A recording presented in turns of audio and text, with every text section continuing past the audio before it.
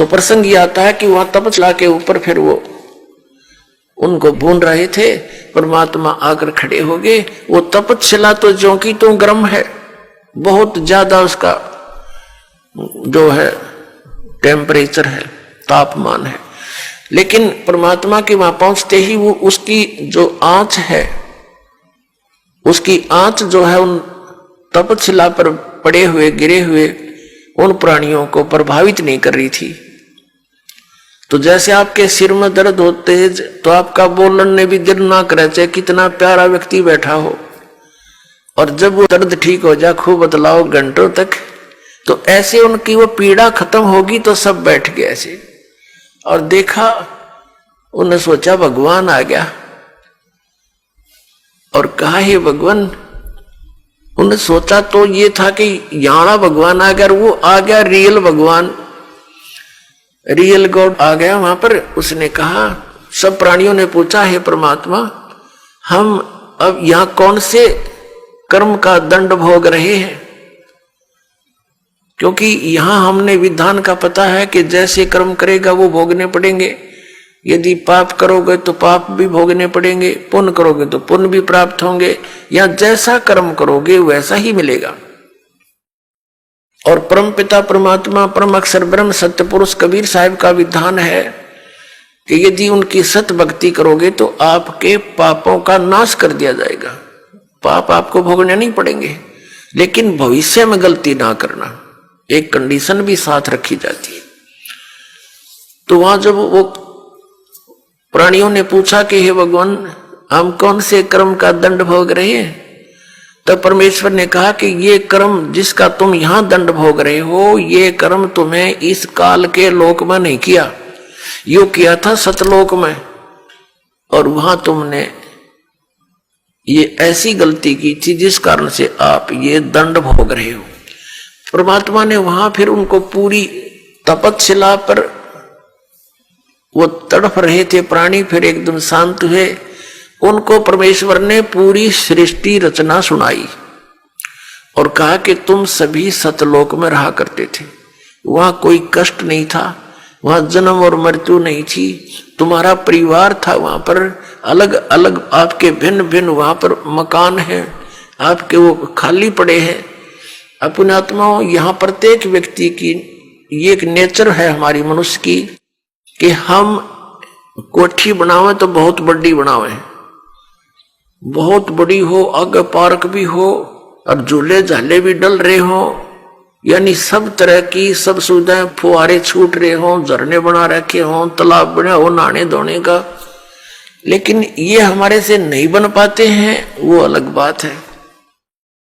तो ये सब सुविधाएं आप जी को वहां सतलोक में है, और वहां आपका परिवार था,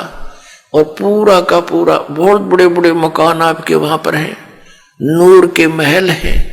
नूर के बाग हैं आपके, अलग अलग प्रत्येक वहां हंस के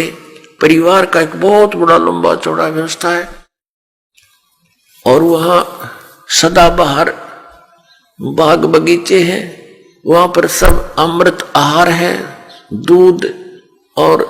दही आदि के वहां सरोवर भरे रहते हैं। अपनात्मा, वहां कोई भी पदार्थ खराब नहीं होता। जैसे ये गंगा एक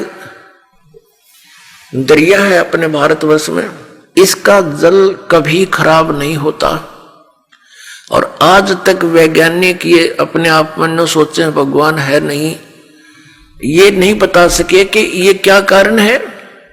हिमालय से कितनी दरियाएं आ रही हैं, उसके जल को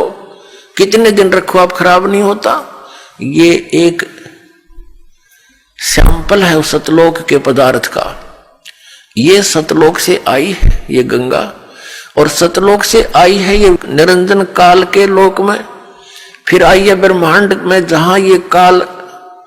का एक टॉप, ब्रह्मांड के शिखर में टॉप में इसका अलग से एक गुप्त स्थान है। ये पहले वहां आकर गिरी, वहां इसने इसका बहुत बड़ा सरोवर था, वो 6 महीने में भरा, वहां से फिर आई विष्णु के लोक में, वहां का सरोवर भरा, उसके बाद फिर आई है शिव के लोक में, यहाँ जो इस काल का पुत्र है शिव, उस शिव के लोक का भी एक जटा कुंडली डैम है, एक बहुत बड़ा सरोवर है, वो 6 महीने में फुल हुआ वो भी, फिर वहां से फिर ये ओवरफ्लो होकर वहां से चली, वहां से आ रही है। ये इसके आने का तरीका दूसरा है। जैसे समुद्र से यहां वर्षा जो होती है तो समुद्र का जल कैसे वहां से चलता है, वाष्प बनकर उठा, बादल का रूप धारण किया,